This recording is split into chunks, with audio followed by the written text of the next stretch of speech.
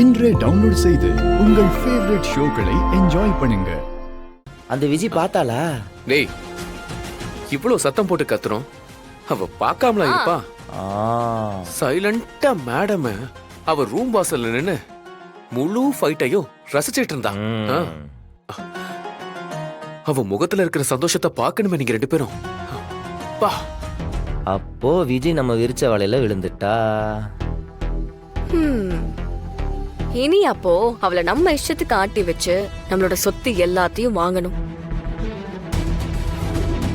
மாமா சொன்ன மாதிரி நம்ம லீகலா போய் ஜெயிச்சு சொத்தெல்லாம் திரும்ப வாங்கணும்னா அதுக்கு வருஷ கணக்குல ஆகும். இது சிவில் கேஸ், அவ்வளவு ஈஸியாலாம் முடியாது. அது வரைக்கும் அந்த விஜய கொஞ்சம் ஆட விட்டு நம்மளால வேடிக்கை பார்க்கவும் முடியாது. இப்ப என்ன பண்ணலாம்? அதுக்கு தான் நான் அப்பவே சொன்ன ஆளை தூக்கிடலான்னு. நீங்க தான் கேட்க மாட்டேன்றீங்க. அது ஈஸி. என்ன பேசுறீங்க? அது ஈஸி தான், ஆனா அதெல்லாம் தீர்வாகாது. ஆளை கொண்டா என்ன சும்மா விட்டுருவாங்களா? போலீஸ் கேஸ்னு வருஷம் ஃபுல்லா அலையணும். சரி, ஓகே, வேற என்னதான் பண்றது?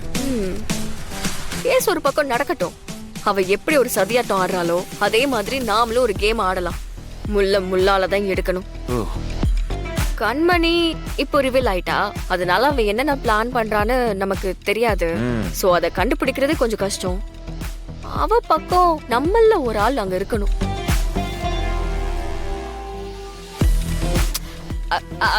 நீங்க இருக்கிறது தான் கரெக்டா இருக்கும்னு தோணுது கார்த்தி.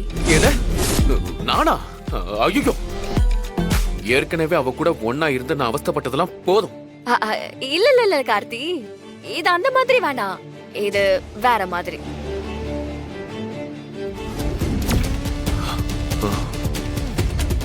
ஏய், இந்த பெர்ஃபார்மன்ஸ் மட்டும் பத்தாது. இனிமே தான் கவனமா இருக்கணும். ஓவர் ஆக்டிங் பண்ணி காரியத்தை கெடுத்துறாத. டேய், அதெல்லாம் நான் ஒண்ணும் பண்ண மாட்டேன், ஈஸியா சமாளிச்சிருவேன். கார்த்தி, நீங்க சீக்கிரம் அவ பக்கம் போகணும்.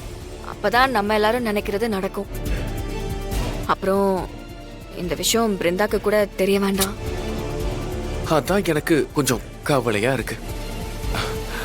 அவ என் மேல இருக்க அன்புல உங்க ரெண்டு பேர் மேலயும் டென்ஷன் ஆயிட போறா.